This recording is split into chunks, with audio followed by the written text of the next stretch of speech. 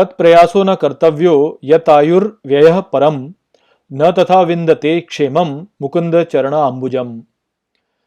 नमस्कार मित्रों। ये जो श्लोक है ये प्रहलाद उपदेश का चौथा श्लोक है जिसको कि हम आज गहराई से समझेंगे। तो आइए सबसे पहले इसके अर्थ को समझते हैं। तो जो श्लोक है वो कहता है तत्प्रयासो न कर्तव्यो, अर्थात उस प्रयास में नहीं कुछ करने को है, यत आयुर्व्ययः परम, अर्थात जिससे आयु का परम व्यय होता है, न तथा विंदते क्षेमम, अर्थात तथा नहीं प्राप्त करता कुशलता को, मुकुंद चरण अंबुजम, अर्थात मुकुंद के चरण कमलों की।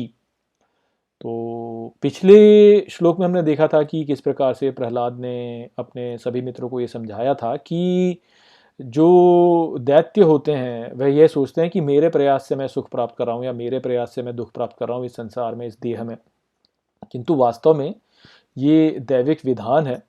और ये जो है ये बिना किसी यत्न के वास्तव में व्यक्ति प्राप्त कर रहा होता है। तो अब उसी विषय पे आगे यहाँ पर वो कहते हैं कि तो ये जो सांसारिक प्रयास है वास्तव में कि संसार में मैं धन इकट्ठा कर लूँ या संसार में मैं पद प्रतिष्ठा प्राप्त कर लूँ या मैं स्त्री भोग लूँ, इस प्रकार के जो भी प्रयास हैं ये वास्तव में ऐसे प्रयास हैं जो कि करने को है ही नहीं। इनसे केवल आयु का व्यय होता है। ये प्रयास किसी कार्य के नहीं है, इनका कोई लाभ किसी को नहीं है। इन प्रयासों को कर करके वास्तव में व्यक्ति जो होता है वह कभी भी कुशलता प्राप्त नहीं कर पाता, जो कि मुकुंद के चरण कमलों में प्राप्त होती है। मुकुंद अर्थात भगवान विष्णु। तो भगवान विष्णु या भगवान कृष्ण, तो उनके चरणों में जो कुशलता प्राप्त होती है वह इस प्रकार के प्रयासों द्वारा कभी भी प्राप्त नहीं होती। और जो उनके चरण कमलों की कुशलता है वह ही वास्तव में प्राप्त करने योग्य है। तो इसलिए संसारिक सुख को प्राप्त करने के जो भी प्रयास हम करते हैं वह सब वास्तव में व्यर्थ हैं, उनका कोई भी लाभ नहीं है। पहले तो हमने यही समझा कि भाई जो सुख हम प्राप्त कर रहे हैं या जो दुख हम प्राप्त कर रहे हैं वह हमारे यत्न से नहीं है, बल्कि वह तो दैविक विधान से है। और फिर भी जो है हम यदि यत्न करते हैं तो हम वास्तव में व्यर्थ का यत्न ही कर रहे हैं ना, क्योंकि वह तो दैविक विधान से, हम तो केवल आसक्ति कर सकते हैं। और आसक्ति कैसे ठीक प्रकार से करनी है वह केवल तभी हो पाएगा जब हम भगवान के श्री चरणों में पहुंचेंगे, तभी हमको वह ज्ञान प्राप्त होगा कि हमें किस प्रकार से करना चाहिए, तभी हम वास्तव में कुशलता को प्राप्त कर पाएंगे। किंतु हम ऐसा करते नहीं हैं। तो आप ये समझिए कि देखिए आज के जगत में आप यदि देखिए तो हम सफलता को कैसे देखते हैं। सफलता को इसी प्रकार से आंकते हैं कि भाई व्यक्ति के पास कितना धन है, कितनी शक्ति है, कितनी ऊंचे पद पर वो है, तो इसी प्रकार से हम देखते हैं। या कितना सुख वह भोग रहा है, किसका कितना बड़ा मकान है, कितनी अच्छी गाड़ी वो चलाता है, किसकी स्त्री या किसका जो पुरुष है वो कितना सुंदर और कितना बलिष्ठ है, इस प्रकार से हम देखते हैं और सोचते हैं कि अरे वाह देखो ये कितना सफल व्यक्ति है, इसके पास सब कुछ है।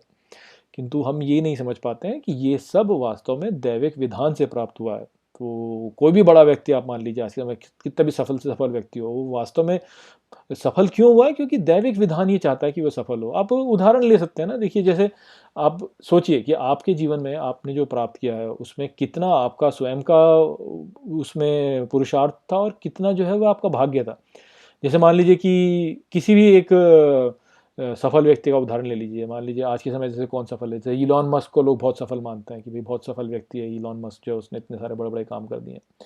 किंतु आप ये सोचिए कि ये जो सफलता है ये इलॉन मस्क की सफलता नहीं है, ये वास्तव में दैवीय विधान है। दैवीय विधान ऐसा है कि इलॉन मस्क को इतनी सफलता प्राप्त हो। और ईश्वर यदि चाहे तो कुछ ही पलों में जो है इस संपूर्ण सफलता को का विनाश कर सकता है। तो इस बात को हम समझते नहीं है। व्यक्ति सोचता है कि नहीं मेरे प्रयास से ये हुआ है। अब मान लीजिए कि इलॉन मस्क जो है वह इथियोपिया में जन्म लिया होता, मान लीजिए, या सोमालिया में जन्म लिया होता, या इलॉन मस्क ने किसी भी ऐसे युद्ध से ग्रस्त राष्ट्र में जन्म लिया होता, तो क्या ये सारी सफलता उसे प्राप्त होती? नहीं प्राप्त हो पाती। तो इतना बड़ा फैक्टर है ये, राइट।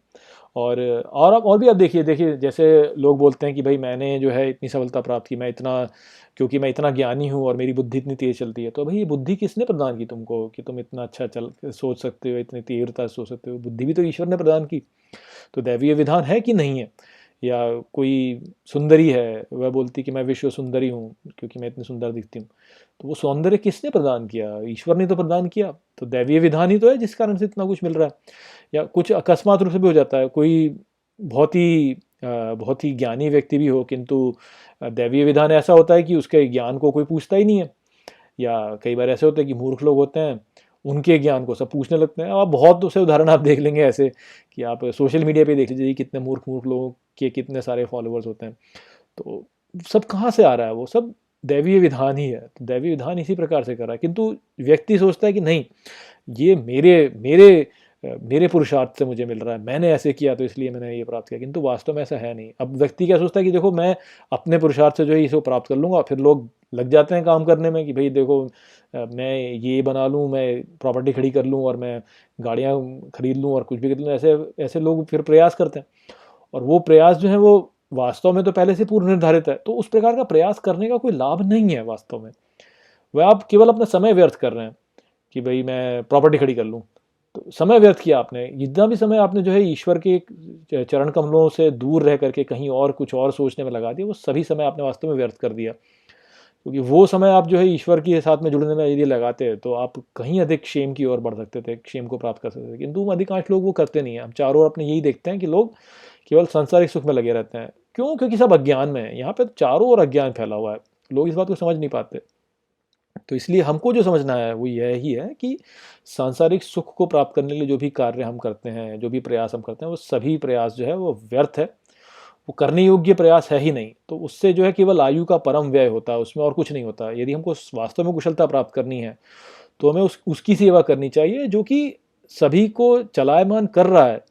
आप यदि देखें तो आपका बॉस मान लिया आपको कुछ करने को कहता है और आपके बॉस का बॉस आपको कुछ और करने को कहता है, तो आप अपने बॉस की बात मानेंगे ना, अपने बॉस की बात थोड़ी ना मानेंगे।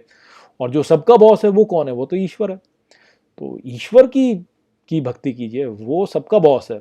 उसको यदि प्रसन्न करेंगे तो बाकी सब कुछ प्रसन्न हो जाएगा। लोग वो सोचते नहीं, लोग नीचे नीचे वाले लोगों को सुखी करने में लगे रहते हैं। जो सबसे ऊंचा बॉस है उसके पीछे कोई नहीं जाता। तो सबसे जो ऊंचा बॉस है उसको सुखी करने का प्रयास करना चाहिए, उनके चरण कमलों में जाने का हमें प्रयास करना चाहिए। वो यहाँ पे प्रहलाद अपने मित्रों से कह रहे हैं। तो वही संदेश यहाँ पे था। आशा करता हूँ कि मैंने इस श्लोक को आपको अच्छे से समझा दिया होगा। चलिए इसी के साथ इस वीडियो को यहीं पे समाप्त करते हैं। नमस्ते।